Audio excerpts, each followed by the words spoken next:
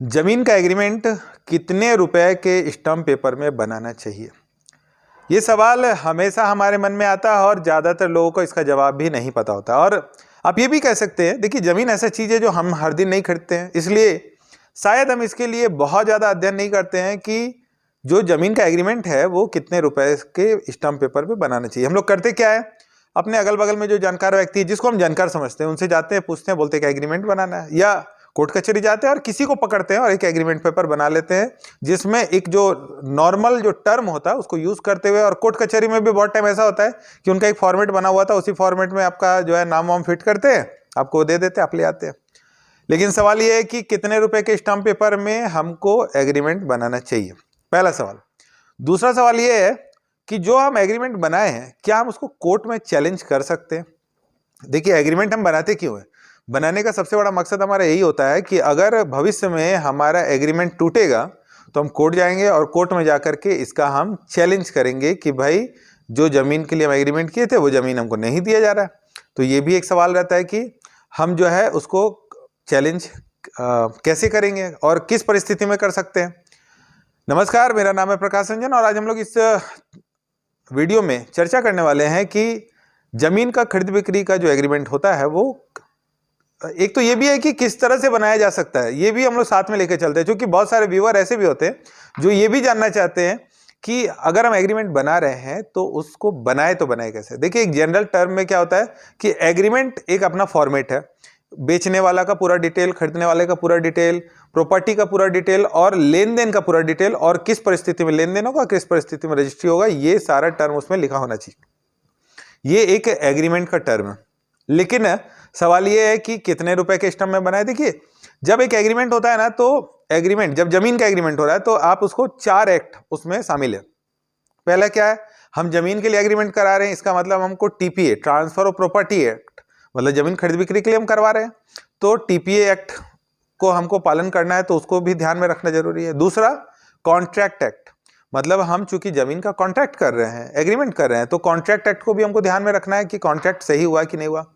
तीसरा, special relief act. देखिए, बहुत टाइम ऐसा होता है, रिलीफ एक्ट को हम लोग क्यों ध्यान में रखते हैं, अब हम कोई जमीन खरीदना चाह रहे हैं, उसमें लिख देंगे कि भाई हम अभी बेच रहे हैं लेकिन इसका रजिस्ट्री हम अभी नहीं करेंगे, 25 साल के बाद मेरा बेटा करेगा। तो गलत टर्म का यूज नहीं होना चाहिए। स्पेशल रिलीफ चूंकि उसमें हमको मिलना रहता है, अब हम कोई एग्रीमेंट कर रहे हैं, 10-15 साल तक पैसा का लेन देन ही नहीं कर रहे, तो रिलीफ को भी साथ में लेकर हम लोग चल रहे हैं।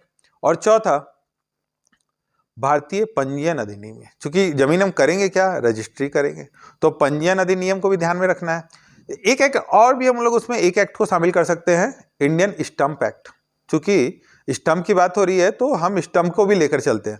अब सबको एक एक करके चलते हैं। मान लेते हैं हम कोई जमीन का एग्रीमेंट करने जा रहे हैं, तो अगर हम जमीन का लेन देन का एक एग्रीमेंट तैयार किए हैं और उसको रजिस्टर्ड नहीं करवाए हैं, सिर्फ जमीन का लेन देन के लिए किए हैं, तो क्या होगा कि जमीन के लिए अगर हम किसी के साथ एग्रीमेंट किए हैं और बाद में क्या होगा कि वो हम जो बचा हुआ पैसा है, जैसे हम एग्रीमेंट हुआ कि 20 लाख का एक एग्रीमेंट है, हम अभी 5 लाख आपको दे रहे, 15 लाख 2 महीना के अंदर दे देंगे, उसके बाद हमको रजिस्ट्री कर दीजिएगा। अब क्या हुआ कि हम जब 15 लाख रुपए दिए, वो हमको रजिस्ट्री कर दिया, मेरा एग्रीमेंट खत्म हो गया, यहाँ पर जो है एग्रीमेंट पूर्ण हो गया। लेकिन विवाद कब आता है, जब एग्रीमेंट नहीं हुआ, मतलब एग्रीमेंट का पालन नहीं हो रहा है, लोग आपको देने से पलटी मार जाए, या तो हम पैसा नहीं दे या तो आप जमीन ना दें। तो उसके लिए कॉन्ट्रैक्ट एक्ट, कॉन्ट्रैक्ट अगर सही हुआ तो हम लोग कॉन्ट्रैक्ट एक्ट को शामिल करके कॉन्ट्रैक्ट का जो नियम है, मान लेते हैं कॉन्ट्रैक्ट क्या होता है, एक देनदार होता है, एक लेनदार होता है, एक जो है प्रस्ताव होता है, एक स्वीकृति होता है, उसका ही पालन होता है। अगर वो ऐसा नहीं हुआ है तो उसके अनुरूप कॉन्ट्रैक्ट टूट रहा है, तो कॉन्ट्रैक्ट टूटने का जो मुआवजा होगा, जो वापसी होगा, वो हमको कर देंगे, कॉन्ट्रैक्ट टूट जाएगा। अब रिलीफ को लेकर चल रहे हैं, रिलीफ इसलिए चूंकि वो सही चलना चाहिए। बहुत टाइम ऐसा होता है, जमीन का बात होता है तो पेपर बहुत पुराना भी हो जाता है, तो रिलीफ को लेकर हम लोग को चलना ही होता है, उसको ध्यान रखना ही पड़ता है हम लोग को। चौथा चीज बहुत महत्वपूर्ण है, महत्वपूर्ण इसलिए है कि अगर हम किसी जमीन का कॉन्ट्रैक्ट कर रहे हैं, लिखा पढ़ी कर लिए हैं, एडवांस दे दिए, और बेचने वाला कल पलट जाए, वो आपको जमीन दे ही ना, तो हम क्या कर सकते हैं, तो पंजीयन अधिनियम इसमें बहुत महत्वपूर्ण हो जाता है और हर लोगों को यह समझना चाहिए। अब यहां पर ही सवाल है कि स्टंप कितने का होना चाहिए। देखिए, क्या है कि जो जुडिशियल और नॉन जुडिशियल, जुडिशियल स्टंप हम लोग बोलते हैं जो कि कोर्ट फी करते हैं, और नॉन जुडिशियल जो कि हम लोग बाहरी जो भी पैसा जो सरकार को पे करते हैं उसको हम लोग नॉन जुडिशियल स्टंप के द्वारा करते हैं। तो अगर हम कोई ज़मीन खरीद रहे हैं, मान लेते हैं हम जनरली क्या करते हैं, 20 रुपया 50 रुपया मतलब 100 रुपया तक का एग्रीमेंट बनाते हैं और उस पर एग्रीमेंट लिखा पढ़ी करते हैं, नोटराइज करते हैं। अच्छा, नोटरी पब्लिक भी होता है, इसलिए नोटरी सिर्फ गवाह का काम आएगा, मतलब कि ये हुआ है, ये साक्ष्य के रूप में, मतलब एविडेंस एक्ट में हम लोग जा रहे हैं। कुछ चीज एविडेंस एक्ट के लिए जब हमको कोर्ट में साबित करना होता है तो एविडेंस के लिए हम लोग उसको लेकर चल रहे हैं कि भाई हम नोटरी किए हैं, इसका मतलब ये झूठा नहीं है, सच्चा है, स्टंप है, झूठा नहीं है, सच्चा है। तो एविडेंस को भी लेकर चल रहा है, क्योंकि हमको कल को साबित करना होता है। हालांकि कॉन्ट्रैक्ट एक्ट में, मतलब जो लेन देन होता है उसमें लॉ बोलता है कि 20,000 रुपये से ऊपर का जितना लेन देन है वो नगद ना हो करके वो चेक के द्वारा या बैंक अकाउंट के द्वारा ही लेन देन होना चाहिए, ठीक है। लेकिन बहुत लोग का पहले से भी लेन देन चलता आता है, लेकिन जनरली जो लॉ है वो यही बोलता है। लेकिन रजिस्ट्रेशन एक्ट क्या बोलता है, सेक्शन 17 बोलता है कि आपको इसका निबंधन करवाना आवश्यक है। तो अगर हम कोई जमीन ले रहे हैं और लेने के बाद अब जमीन का रेट सस्ता तो रह नहीं गया है, 1% से 5% तक का टैक्स लग जाता है सरकार का, जनरली 1% और 2%, अलग अलग स्टेट में अलग अलग रेट होगा, तो ये स्टेट के ऊपर निर्भर करता है, ज़्यादातर 1% और 2% ही रहता है। तो होता क्या है कि अगर हम कोई एग्रीमेंट कर रहे हैं और अगर मेरा एग्रीमेंट हो रहा है 20 लाख रुपया का, जिसमें हम 5 लाख दे दिए हैं, तो 5 लाख रुपया का अगर हम 1% या 2%, जो आपका स्टेट है, मान लेते हैं हमारे पास 1% है अगर, तो 5 लाख रुपया का 1% कितना हुआ, 5,000 रुपया हुआ। तो 5,000 रुपया हम सरकार को नॉन जुडिशियल स्टम्प के द्वारा हम पे करेंगे और उसी का हम निबंधन करवाएंगे, रजिस्टर्ड करवा लेंगे एग्रीमेंट को। अगर हम वो रजिस्टर्ड करवा लेते हैं तब यहाँ पर आपको लाभ मिलना शुरू हुआ। लाभ क्या हुआ, अगर आपका जमीन सब सही है और आप ही उसके मालिक हैं, आपसे मेरा एग्रीमेंट हो गया है और हमने रजिस्टर्ड करवा लिया है और आप बोलते नहीं अब मैं आपको जमीन नहीं देंगे, तो हम क्या है, जो है कोर्ट जा करके उस जमीन पर वाद ला करके हम कोर्ट में बाकी पैसा जमा करके कोर्ट से रजिस्ट्री ले लेंगे।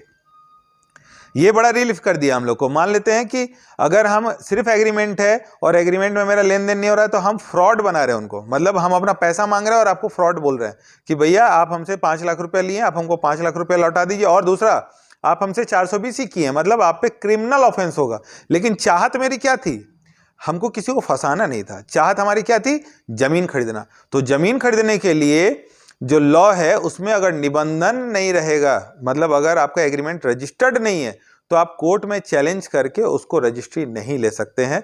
फिर आपको कॉन्ट्रैक्ट एक्ट और बाकी जो एक्ट को जो आपके साथ चर्चा हुई उसके द्वारा हम जिसको पैसा दिए हैं उस पर क्रिमिनल ऑफेंस, मतलब ये हमको पैसा धोखाधड़ी किया, 420 किया, 420 किया, इसके तहत हम उस पर वाद लाते हैं। और जो मेरा पैसा है, चूंकि पैसा भी लिया है तो सिविल वाद भी है और क्रिमिनल भी है, आप हमको ठग भी रहे और हमसे पैसा भी लिए, तो हम क्या करेंगे, आपसे अपना हर्जाना सहित जो मेरा बनता है हर्जाना, उसके साथ हम अपना पैसा का मांग कर सकते हैं। दूसरा, आप पे हम धोखाधड़ी का वाद ला सकते हैं। लेकिन अगर हमको रजिस्ट्री लेना है सरकार से कि नहीं भैया हमको ये दिए थे लेकिन आज ये पलटी मार गया, अच्छा ऐसा भी हो सकता है जिसके साथ हम जमीन एग्रीमेंट किए हैं वो डेथ हो जाता है। ऐसी स्थिति में हो सकता है जो उसका सक्सेशन होगा वो पलटी मार जाए, बोलेगा कि नहीं हम जमीन आपको नहीं देंगे, अब जमीन हम नहीं दे सकते हैं। उस समय में आप फंसा सा महसूस करेंगे। तो अगर हम थोड़ा सा पैसा लगा करके उसका रजिस्ट्रेशन करवा लेते हैं, अगर हम उसको रजिस्टर्ड करवा लेते हैं, तो हम क्या है, कोर्ट के माध्यम से, अगर आप पलटेंगे तो कोर्ट के माध्यम से हम उसका रजिस्ट्री ले सकते हैं। वीडियो आपकी जानकारी के लिए बनाया जाता है, इसलिए इसे लाइक, सब्सक्राइब और शेयर जरूर करें। अच्छा, एक सवाल जो है ना रह गया, ऐसा भी आपके मन में आ सकता है कि स्टम्प की बात हो रही थी, देखिए निबंधन की बात हो रही है। अगर निबंधन को हम छोड़ दें कि निबंधन हम नहीं मानते हैं, तो निबंधन को अगर हम छोड़ दें, तो अगर आप 1 रुपये के भी स्टम्प पेपर, मतलब 1 रुपया से 100 रुपया भी कीजिए, 500 रुपया भी कीजिए, लेकिन 1 रुपया से ऊपर जो भी स्टम्प पेपर है आप किसी में भी लिखेंगे सब वैलिड रहेगा। 100 रुपया पे हम लोग क्यों रुक जाते हैं, क्योंकि भारतीय निबंधन अधिनियम में लिखा हुआ है कि 100 रुपया से ऊपर का स्टम्प पेपर अगर होगा, इसका मतलब ऊपर का संपत्ति हो गया, तो बोलता है कि 100 रुपये से ऊपर की संपत्ति को निबंधित होना जरूरी है। इसलिए अगर आप 500 रुपये का 1,000 रुपये का स्टम्प खरीदे हैं तो उसको रजिस्टर्ड तो आपको करवाना ही होगा ऐसे भी, तो वहां पर क्या होगा कि आप उसमें कोर्ट फी तो देना ही पड़ेगा आपको फिर। तो अगर हम रजिस्टर्ड नहीं करना चाह रहे हैं, तो अगर हम 20 रुपये का भी लेंगे और 1 रुपया का भी लेंगे, दोनों बराबर ही रहेगा। मतलब जनरली लोग क्या करते हैं, 20-50 रुपये का स्टम्प पेपर लगाते हैं और उसके बाद ले लेते हैं। लेकिन अगर हम वैल्यू की बात करें तो जो पैसा का वैल्यू है, जो पैसा का लेन देन हो रहा है, उसका 1% से 2% अलग अलग स्टेट में जो रहता है वही स्टम्प का वैल्यू होना चाहिए। स्टंप को लेकर भी बहुत सारे लोगों का मैसेज आता है कि स्टंप का क्या वैलिडिटी है, स्टंप कितने दिन यूज होगा। तो हम लोग नेक्स्ट वीडियो स्टंप से रिलेटेड बनाएंगे, क्योंकि बहुत सारे लोगों का सवाल आ रहा है। तो हम लोग इस वीडियो में सिर्फ रजिस्ट्रेशन की बात करें, मतलब एग्रीमेंट कब वैलिड होगा इसकी बात करें। इसके बाद हम लोग स्टंप के वीडियो में आएंगे। चैनल आपकी जानकारी के लिए बनाया जाता है, इसलिए इसे लाइक, सब्सक्राइब और शेयर जरूर करें। और मुझे बहुत खुशी है कि आप लोग के द्वारा मेरा सब्सक्राइब जो हमारा अनुमान है उससे ज़्यादा ही प्यार लगाव आपसे मिल रहा है। बहुत सारे क्वेश्चन आ रहे हैं और हम पूरा कोशिश करते हैं कि आपको सारा जवाब दे, बल्कि हम अपना नंबर भी आपको देते हैं कि अगर आपको ऐसा लगता है कि समझ में नहीं आ रहा है मैसेज के द्वारा, तो आप फ़ोन पर भी बात कर सकते हैं और हम आपका पूरा कोशिश करते हैं कि आपको जवाब जरूर से दें। बहुत बहुत धन्यवाद।